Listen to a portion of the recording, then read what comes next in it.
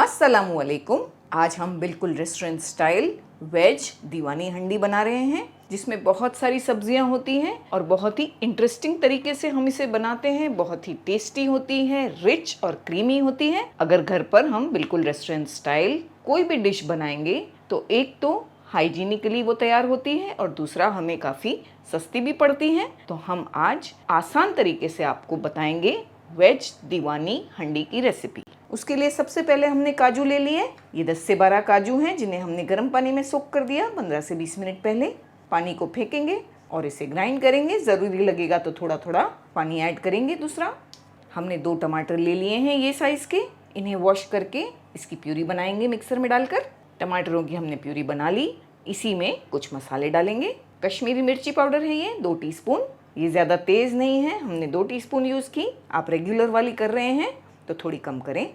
1 teaspoon धनिया powder, 1/4 teaspoon हल्दी powder, 1 teaspoon से थोड़ा कम नमक। इन मसालों को मिक्स कर लेंगे।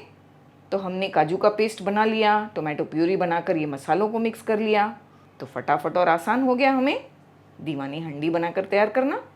तो जब भी आप कुकिंग करें, सबसे पहले इसकी जो छोटी छोटी तैयारियां हैं उन्हें कंप्लीट करें।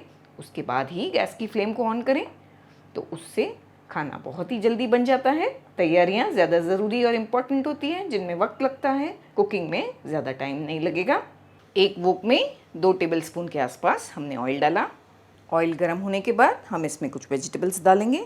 एक मीडियम साइज़ का हमने गाजर लिया, 50 ग्राम्स फ्रेंच बीन्स इस तरह से कट किया, और एक मीडियम साइज़ का आलू सब डाल देंगे ऑयल में।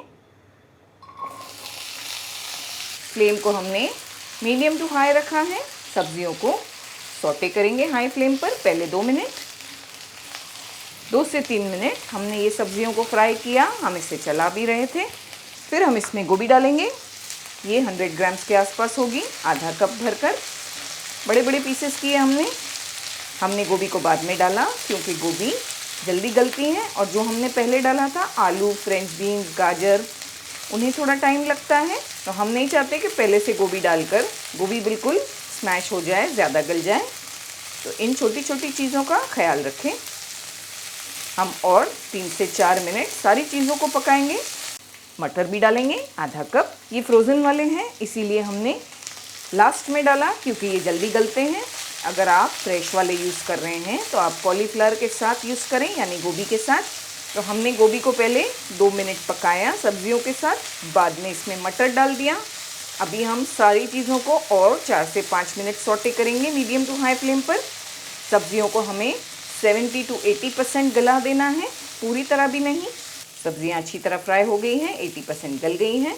फ्लेम को बंद करेंगे, इसे एक अलग बोल में निकाल लेंगे। हमें एक चीज़ का और ख्याल रखना है सब्जियों को फ्राई करने के टाइम, कि फ्लेम को या मीडियम रखें या हाई, लो ना करें, क्योंकि सब्जियां फिर बहुत ज़्यादा सौगी हो जाएंगी। हमें इन्हें थोड़ा थोड़ा क्रंची भी रखना है और साथ ही साथ गलाना भी है। उसी वोक में हम 2 से 3 टेबलस्पून और ऑयल डाल देंगे। ऑयल की जो क्वांटिटी है ये आप अपने हिसाब से कम या ज़्यादा कर सकते हैं, जैसा आपके घर में पसंद करते हैं। ऑयल में हम 2 पीस तेज़पत्ता डालेंगे, 1 हरी इलायची, 1 पीस दालचीनी, 2 लौंग। साथ में हम इसमें ज़ीरा भी मिलाएंगे 1 टीस्पून। थोड़ा थोड़ा ज़ीरे का कलर चेंज हो जाएगा। प्याज मिला देंगे। हमने एक मीडियम साइज़ का प्याज लिया, छोटा छोटा चॉप किया। प्याज को हमें अच्छी तरह से नरम कर लेना है। प्याज बहुत अच्छी तरह नरम हो जाने के बाद 1 टीस्पून हम इसमें अदरक लहसुन का पेस्ट मिलाएंगे। 2 मिनट तक भून लेंगे। अदरक लहसुन को हमने भूना तो प्याज का भी इस तरह से परफेक्ट कलर आ गया है, जैसा हमें चाहिए था। हम इसमें जो टमाटर और मसालों की हमने प्यूरी बनाई थी वो डालेंगे। टमाटर और मसालों को बहुत अच्छी तरह पकाना है, बिल्कुल दानेदार होने तक, जब तक तेल अलग नहीं हो जाता। चाहे तो इस तरह चलाते हुए मीडियम टू हाई फ्लेम पर पकाएं, या तो फ्लेम को लो करके इसे कवर करके 7 से 8 मिनट तक पकने दें, लेकिन अच्छी तरह से पका लेना ज़रूरी है। मसाले को हमने बहुत अच्छी तरह भून लिया। तेल भी पूरी तरह से अलग हो गया है। जो काजू का पेस्ट हमने रेडी किए वो डालेंगे। फ्लेम को लो करके डालेंगे। थोड़ा सा हमने मिक्सर के जार में भी 2 टेबलस्पून के आसपास पानी डाल दिया, इसे भी डाल देंगे। हमें काजू डालकर इसे 2 से 3 मिनट भूनना है, काजू का कच्चापन ख़त्म होने तक। मगर इसे चलाते रहना है क्योंकि काजू डालने के बाद चांसेस है ये नीचे लग जाए। तो इस तरह चलाते रहें, 2 से 3 मिनट मीडियम फ्लेम पर इसे भून लें। बहुत अच्छी तरह हमने काजू का पेस्ट डालकर भून लिया। सारी सब्जियां मिला देंगे। सब्जियों को मिक्स करने के बाद फ्लेम को हाई करके 1 से 2 मिनट हमें वेजिटेबल्स को भून लेना है। हमारे घर में ये सबसे फेवरेट वेज रेसिपी है। हम इसे तंदूरी रोटी के साथ खाते हैं, जो बड़ी आसानी से घर पर ही बन जाती है तवे पर। आपको इसके लिए अवन या तंदूर की ज़रूरत नहीं है। तो ये हमारी फेवरेट लंच की रेसिपी है जो हम आपके साथ शेयर कर रहे हैं। आप हमें आपकी फेवरेट लंच की जो रेसिपीज़ है, जो मेनूज़ है, हमारे साथ ज़रूर शेयर करें कि आपके घर में लंच में क्या पसंद किया जाता है। हमें ज़रूर से लाइक करें हमारे वीडियो को। आपके लाइक करने से हमें बहुत मोटिवेशन मिलता है। तो ज़रूर हमारे वीडियो को लाइक करना ना भूलें। अच्छी तरह 2 से 3 मिनट भूनने के बाद हम इसमें पानी डालेंगे, क्योंकि सब्जियों को हमने थोड़ा थोड़ा गलाना भी है। तो तकरीबन हमने 200 ml के आसपास पानी डाल दिया। फ्लेम को हाई रखा है। इसमें बॉईल आ जाने के बाद हम कम से कम 5 से 6 मिनट सब्जियों के गलने तक इसे पकाएंगे, फ्लेम लो करके, कवर करके। 5 से 6 मिनट तक हमने पकने दिया लो फ्लेम पर। बीच में चेक भी किया। वेजिटेबल्स बहुत अच्छी तरह गल गई हैं। इसे चेक करना ज़रूरी है क्योंकि इसमें काजू होता है तो चांसेस हैं ये नीचे लग जाए। 1 से 2 बार इसे चेक भी करें। सब्जियां भी गल गई हैं और जो कंसिस्टेंसी है वो बिल्कुल परफेक्ट है।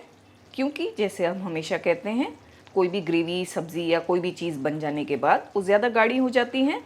तो हमें इसे पकाते टाइम इस चीज़ का ख्याल रखना है और पूरी तरह से सूखा नहीं देना है। तो ये जो कंसिस्टेंसी आप देख रहे हैं ये बिल्कुल परफेक्ट है। हम इसमें ½ टीस्पून शक्कर डालेंगे। ये ऑप्शनल है, अगर आप पसंद करते हैं तो डालें। हमें बहुत अच्छा लगता है इसमें थोड़ी सी शुगर, लेकिन सिर्फ ½ टीस्पून। 2 पिंच के आसपास गरम मसाला पाउडर। हम इसमें क्रीम डालेंगे 1 टेबलस्पून।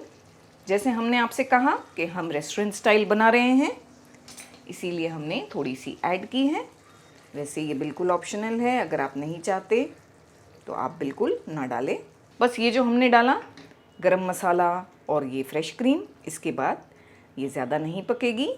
तो जब भी हम ये चीज़ें डालें तो समझ जाना कि ये रेसिपी अब एंड होने वाली है। लेकिन एक बहुत ही इंटरेस्टिंग तड़का बाकी है इसमें।